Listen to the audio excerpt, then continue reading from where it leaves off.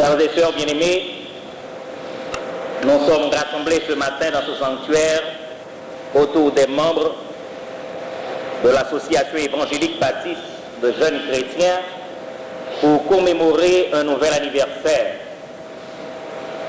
Mais le plus important de tout, en ces heures d'action de grâce et de louanges à Dieu, est de faire place au Seigneur, de lui prêter des oreilles attentives, de rendre les cœurs réceptifs, d'avoir une intelligence vive pour entendre, emmagasiner, méditer et appliquer ses recommandations en la circonstance.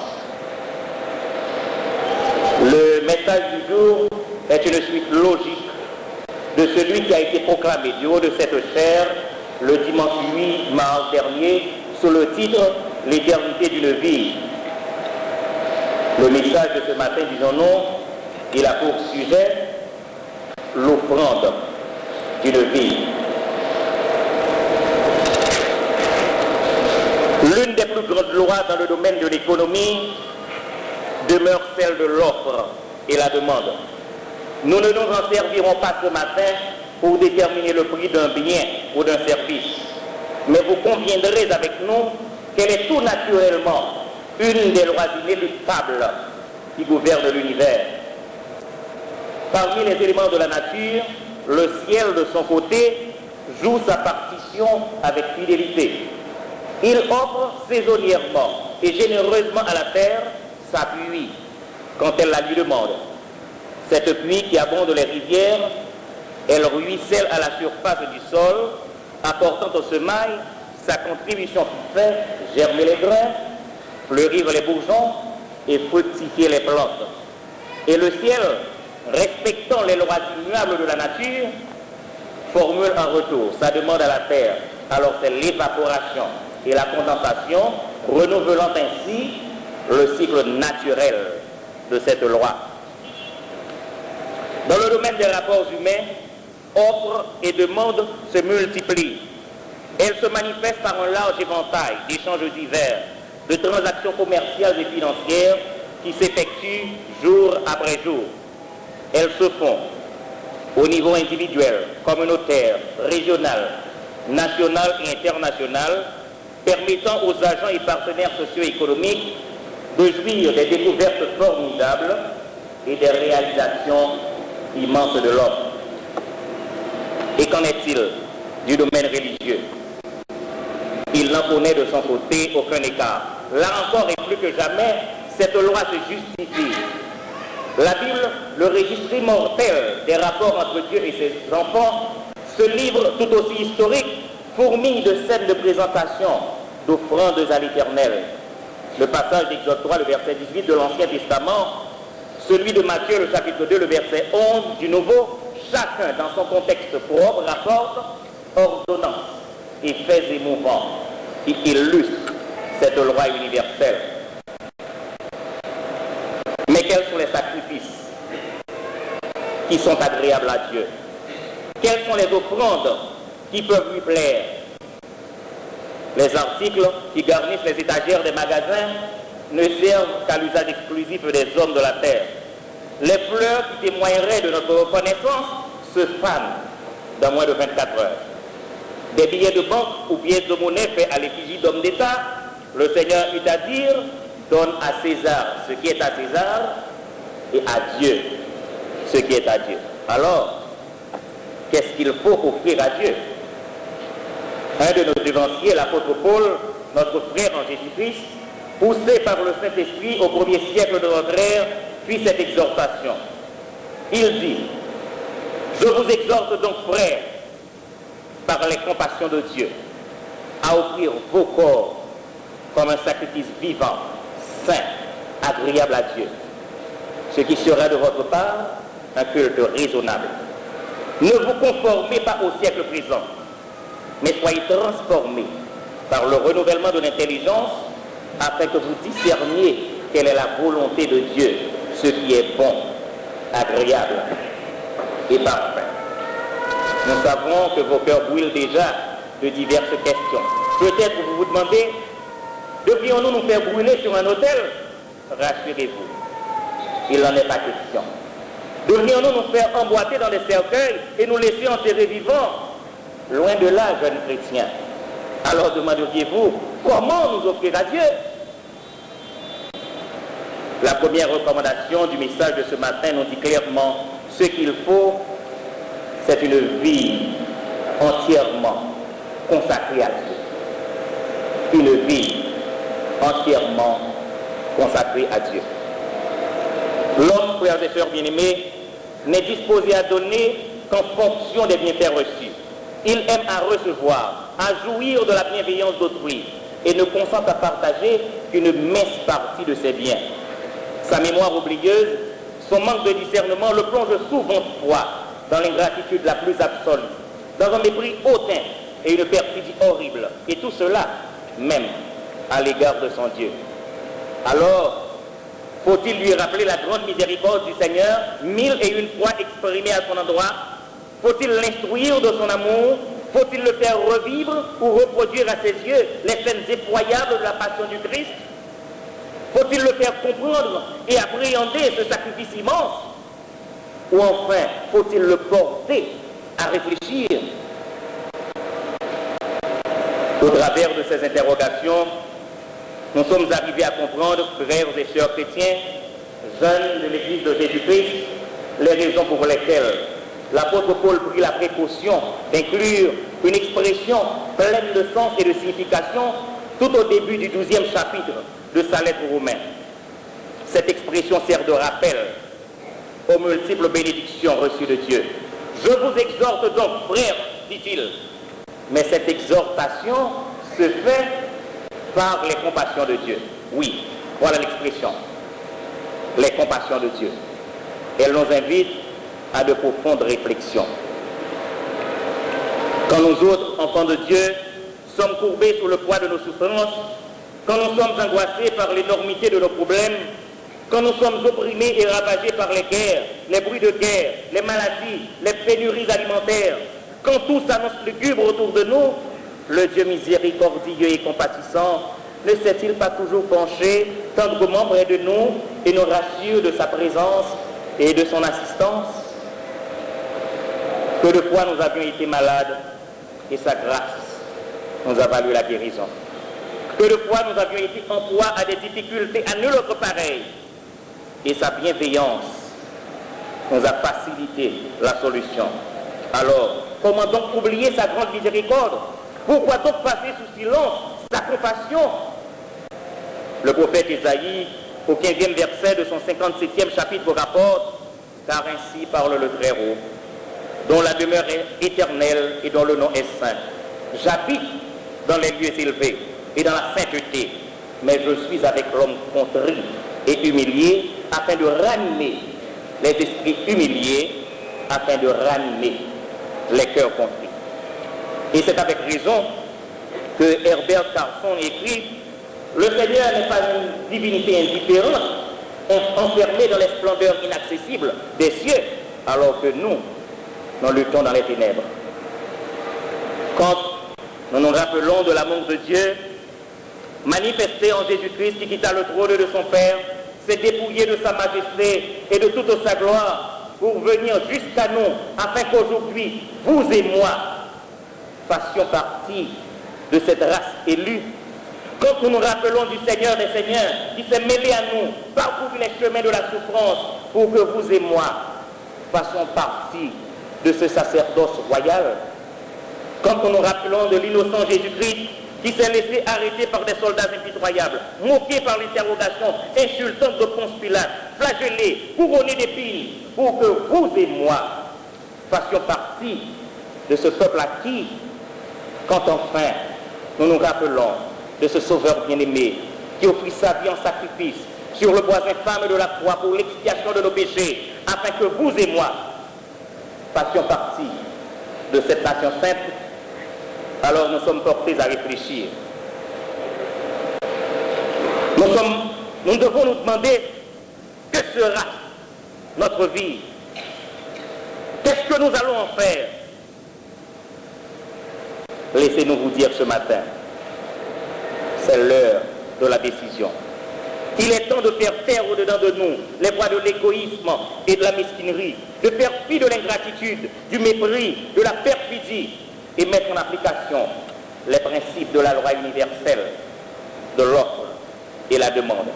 Alors, par les compassions de Dieu, offrons nos corps comme un sacrifice vivant, saint et agréable à Dieu. Mais vous conviendrez avec nous, frères bien-aimés, vous aussi, de l'association des jeunes, qu'une vie entièrement consacrée à Dieu se fait sans esprit de partage. Oui, sans esprit de partage. Le terme saint de ce fragment du passage évoque l'idée de mise à part, de consécration totale, continuelle, parfaite. Cependant, beaucoup d'hommes sont pris en sandwich. Ils sont pris entre deux feux. Ils veulent s'adonner à Dieu et bénéficier en même temps de la complaisance des divinités païennes. Nous les voyons à l'église le dimanche matin, louant, bénissant, exaltant le nom du Seigneur avec une attitude pieuse. Nous les écoutons chanter individuellement. Béni soit le jour où j'ai fait choix de Jésus pour maître. Et nouvelle décevante, nous entendons dire qu'ils pratiquent encore la magie, qu'ils participent à des cérémonies sataniques. Laissez-nous déclarer aujourd'hui et plus que jamais, du haut de cette chair, à qui veut ou qui ne veut pas l'entendre, que le temple du corps ne peut être au service de Dieu et à la fois au service du diable. Car il n'y a pas de rapport entre Christ et Satan. Frères et sœurs bien-aimés, jeunes chrétiens, quel sera donc votre comportement? Quels seront vos actes? Quelle sera la nature de vos rapports familiaux, amicaux, sociaux, spirituels tout au long de votre vie? Jusqu'à quand voulez-vous être appelé saint et ne pas l'être en réalité? Sachez que vous ne pouvez rien camoufler. Sachez que l'étiquette de chrétien que vous portez ne peut et ne saurait toujours vous servir de garantie. Un jour, oui, un jour, le rideau tombera, le voile sera plié et votre visage démasqué. Alors, pour l'amour de vous-même, ne vous partagez pas, car vous ne pouvez pas en payer le prix. Ne vous éloignez pas de Dieu, car la mort éternelle en est le résultat. Et ce n'est pas le souhait que nous voulons formuler à votre endroit. Aujourd'hui, frères et sœurs bien-aimés, aujourd'hui, jeunes de l'Église de Jésus-Christ, ferment dynamique au sein de la communauté chrétienne d'Haïti, notre désir le plus cher, nos vœux les plus ardents sont que vous viviez et consacriez votre vie à Dieu par la disponibilité à son service. Oui, par la disponibilité à son service. Se consacrer à Dieu, dédier sa vie à son service, soumettre ses actions au contrôle du Maître, tels sont les buts de tout chrétien qui donne sa vie en vivant offrande au Seigneur. C'est là le culte raisonnable à lui rendre. Tout autre sacrifice ne saurait lui plaire. Tout autre holocauste ne représente plus rien à ses yeux. Aucun autre cadeau ne saurait trouver son agrément. La Bible dit en 1 Samuel 15, le verset 22, l'Éternel trouve-t-il plaisir dans les holocaustes et les sacrifices comme dans l'obéissance à la voix de l'Éternel? Voici, l'obéissance vaut mieux que les sacrifices et l'observation de sa parole vaut mieux que la graisse des béliers. Et c'est à David d'ajouter au psaume 51, le verset 19a, les sacrifices qui sont agréables à Dieu, c'est un esprit brisé. Frères bien-aimés, sœurs en Jésus-Christ, jeunes chrétiens, offrez-vous vous-même à ce Dieu miséricordieux et compatissant. Livrez-vous à son service. Participez pour sa gloire et pour son honneur aux activités qui réconfortent l'âme. Répandez autour de vous la bonne odeur de l'évangile qui change les cœurs, du véritable amour qui console les faibles, de piété qui encourage les frères. Fortifiez-vous par la lecture et la méditation de sa parole. Mettez avec lui un contact permanent. Prier, prier sans cesse. Mais tout cela demande un sacrifice personnel. Il faut une nette démarcation de la ligne de vie malsaine de ce monde pervers. Il faut se soustraire à la machine infernale de ce monde déboussolé. Et c'est à propos que l'apôtre Paul nous dit, ne vous conformez pas au siècle présent, mais soyez transformés par le renouvellement de l'intelligence, afin que vous discerniez quelle est la volonté de Dieu, ce qui est bon, agréable et parfait.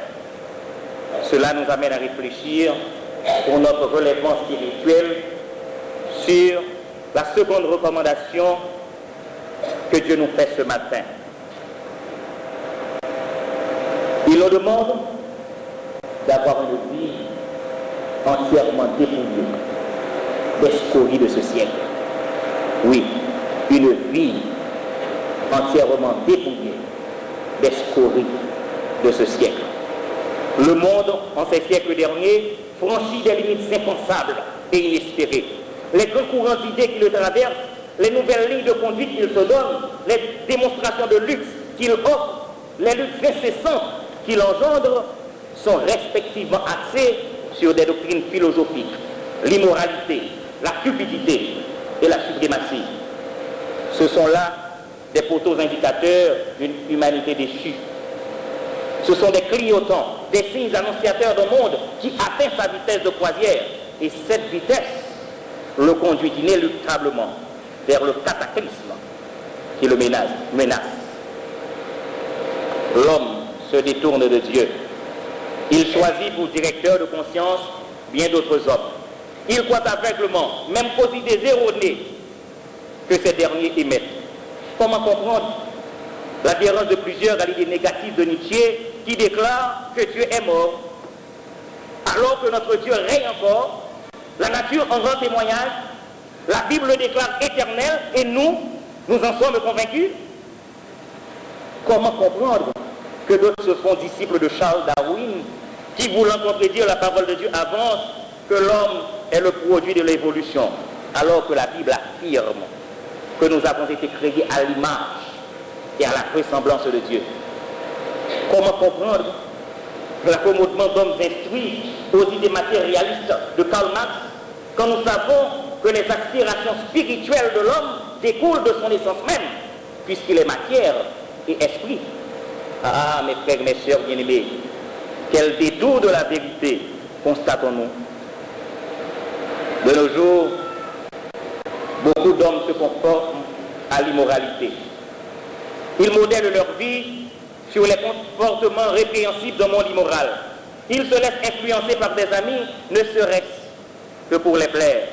Ils se montrent immoraux par la façon dont ils parlent et la manière dont ils se revêtent.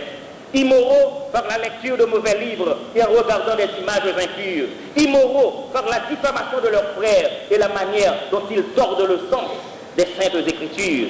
Immoraux en tout, immoraux partout. Ah, mes frères et mes sœurs bien-aimés, à quelle démarcation de la bienséance assistons-nous? En ce XXe siècle, le luxe, les grands apparats, le confort, voilà ce à quoi les hommes aspirent. Oh oui, c'est bien, ce n'est pas un péché. Mais comment y arriver? Comment les obtenir? Par le travail? Oui, c'est louable.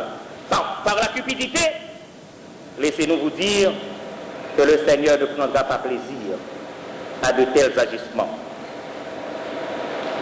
L'une des plus grandes flammes qui de notre côté brûle notre monde aujourd'hui, c'est la lutte pour la suprématie. L'homme parle d'un nouvel ordre mondial qu'il souhaite voir instauré, mais crée, même sans le vouloir, l'enfer pour ses frères.